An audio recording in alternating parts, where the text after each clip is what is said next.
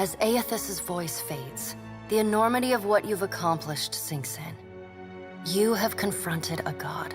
You have rediscovered the ancient city where the wheel was forged, and you have seen the wheel shattered. What comes next is uncertain, but already the legend spreads of the Watcher, who survived Andra's mortar and stood toe-to-toe with Aeldys. Maras Nua's body finally goes still amidst the rubble of the Angwithan machines, yet it continues to glow. Priests and mystics have strange dreams of an island of eternal dawn at the eye of a storm, a port where the tide never flows out, a roadside tavern whose door leads only inward. As a watcher, you see what these dreamers cannot. The souls of the departed drifting toward the Audra Colossus and the twilit afterlife within. Whether it is a temporary haven or a permanent end will depend on what the Kith of Eora are able to accomplish on their own. And while Maras Nua stands frozen over Ukaizo, the gods look on the labors of Kith, but they do not intervene. They watch and argue, wager and conjecture at how or whether mortals will solve the puzzle set before them. Under Furrante's guidance, the Principi send Petrena lay claim to Ukaizo and begin the difficult work of nation building. They establish a formal government around the Consuelo Mes Casitas and learn to cultivate and trade for the resources they once seized and stole. Their neighbors in the archipelago are initially reluctant to accept them, but given the ample protection that Andra's Spire affords Ukaizo, they have little choice. The Valian Trading Company and the Royal Deadfire Company continue trading in the region, though they're now forced to pay tariffs to the very pirates who once robbed them. Rauatai enjoys a respite from the storms, though the Principi's control of Andra's Spire remains a constant threat. Demoralized by the loss of Ukaizo, the Huana tribes fragment further. All of Queen Onikaza's work to unify her people falls apart, and foreign traders openly flout the decrees of the Kahanga crown. The mysterious deaths of Governor Clario and Storm Speaker Ikawa provoke hostilities between the Valian settlers and the Huawan residents. What starts with angry words escalates to retaliatory killings as each side blames the other. By the time anyone bothers to question the strange coincidences surrounding their deaths, including reports of a cloaked Omawi woman seen in both the port and the village, both sides have gone too far to turn back. As the conflict tears both the village and the town apart, many people, Huana and Valian alike, drift away in search of other opportunities. Many find themselves among the newly empowered Principi. After the violence they've already seen, piracy doesn't seem so bad. As the balance of power changes in Deadfire, so too does Nekataka transform. Pirates, smugglers, and other criminals flow into the city, openly flouting its laws. Largely forgotten amidst more prominent concerns, the Gullet continues to be a miserable place, especially for those Raparu who flee to Nekataka seeking a haven amidst the turmoil. For them, the Grand City is a promise cruelly broken. Though the Watershapers Guild had been the pride of Nekataka for a century, your brutal attack left it in shambles. Years of knowledge and expertise died with the slain Watershapers. Without the secret of Ukaizo, it would likely be many years before the Huana regained what was lost. Your brief encounter with Letharn proves deeply influential for the children of the Dawnstars. Plagued with nightmares and haunted by the deaths at Hesango, Letharn begins questioning his faith in Aeldys. At first, his fellow Dawnstars chide him, but that changes as word of Aeldys' deeds at Ukaizo spreads.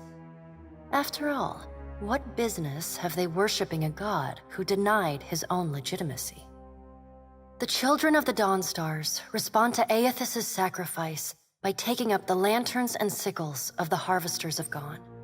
They become pilgrims of essence, gathering souls across Eora and ferrying them to the haven within the Audra Colossus. others will repair or rebuild the wheel one day. In the meantime, the Dawn Stars will care for the souls of the dead. Ruanu, the chieftain of the Juana at Tikawara, dies mysteriously. The tribe finds his body washed up on the same beach where Anaharu challenged him to the trial of waves. Some blame Anaharu's vengeful spirit. Others see it as Ngati's final judgment. And a few speak of a strange man seen lingering in the village. The leaderless tribe eventually scatters. Some head to Nekataka, while others seek out the Wahaki. To the misfortune of many, a group of slavers remains entrenched on Crookspur. While they profit off the misery of Kith, no one is able to stop them. Ships continue to disappear at the southeastern fringe of the archipelago, and stories circulate of a colony of vampires and gulls preying on their crews. Though your adventures alter the destiny of Aora and the balance of power in Deadfire, they also leave a lasting mark on those who travel at your side. Your companions find themselves changed in ways both big and small. Adair returns to Hasango, where he reunites with Byrne, the son of his former lover, Elafa. However, the visit does not go as planned. Distraught upon learning that he has truly missed the chance to help Aeldys in his greatest moment, Byrne spurns Adair's offer of guidance. He disappears from Hasango soon after, leaving Adair alone there with only memories of the boy's mother for company. Eventually, Adair finds his way back to rejoin you on the Defiant. After you divest Shodi of her virtue, she does not take the breakup well.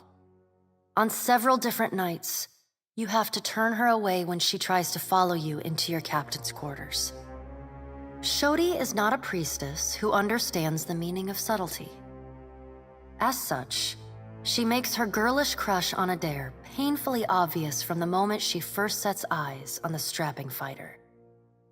But as you all travel, Adair grows increasingly uncomfortable with her attempts to engender his affection, until he finally takes her aside and sets her straight. He's not interested in a sheltered, overzealous little girl, he explains in so many words.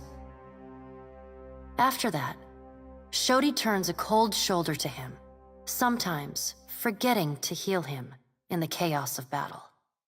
Or so she claims. Plagued by constant nightmares and hallucinations, Shodi becomes increasingly disassociated from reality. Meanwhile, her power continues to grow with every soul she harvests. You start to notice sliced up animal corpses everywhere you two travel. But when confronted about it, Shodi stomps her feet and fiercely denies any wrongdoing. Then, one night, Shodi wakes, but never leaves the nightmare. Shivering uncontrollably, she packs up her belongings and slips away into the darkness, murmuring that she must return to the Temple of Gon in order to fulfill her purpose to her god. But she never reaches the temple.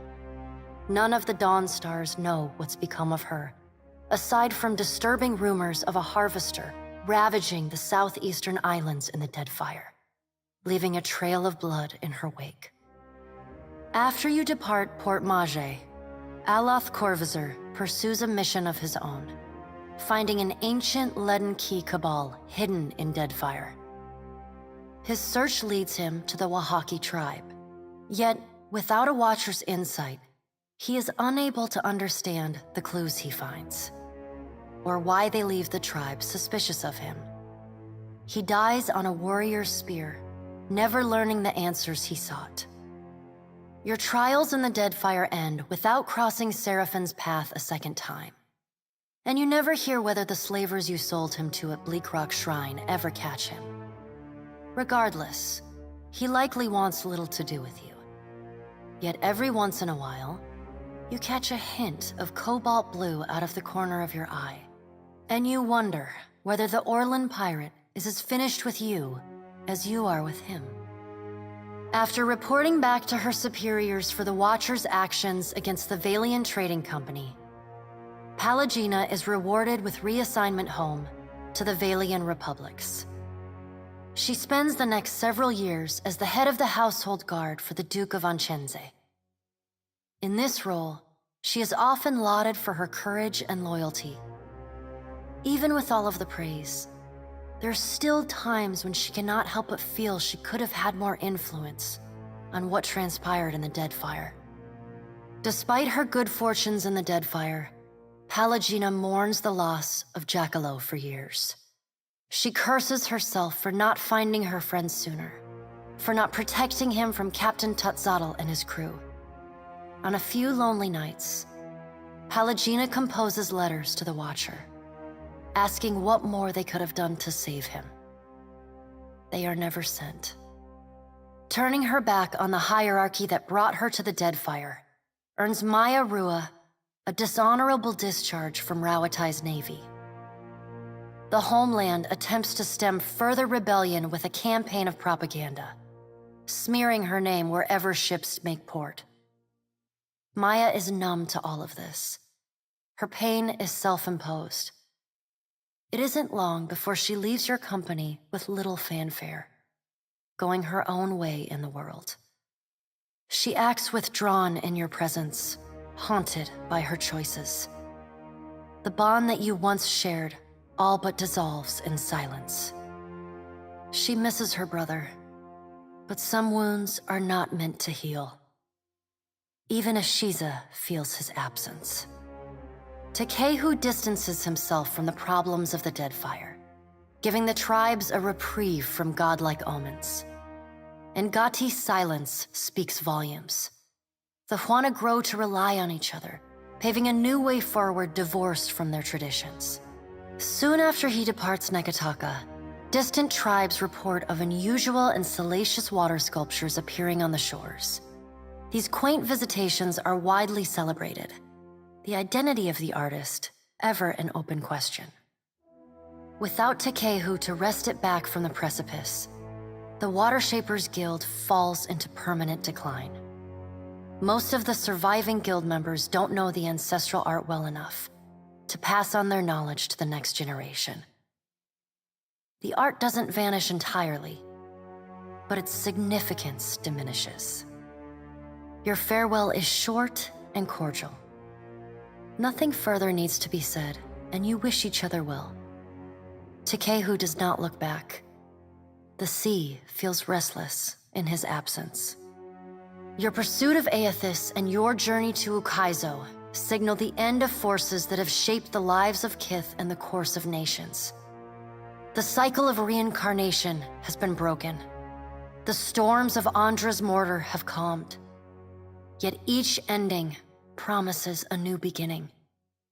As the sun rises over Ukaizo, Kith turn their gaze eastward, wondering at what lies beyond, and at the world they will fashion for themselves. As the Watcher of Cadnua and the former Herald of Bareth, you return to your ship and begin the long journey home. You hope for calm weather.